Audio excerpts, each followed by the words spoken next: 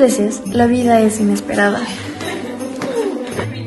Llega la persona, o en nuestro caso el fito indicado, en el momento correcto, a darte luz, vida, fuerza y unión.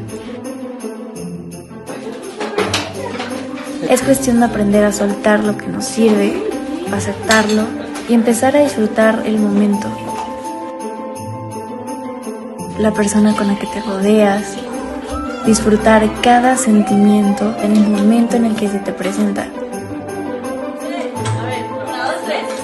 Tenemos que aprender a valorar cada amistad, cada noviazgo, cada familiar.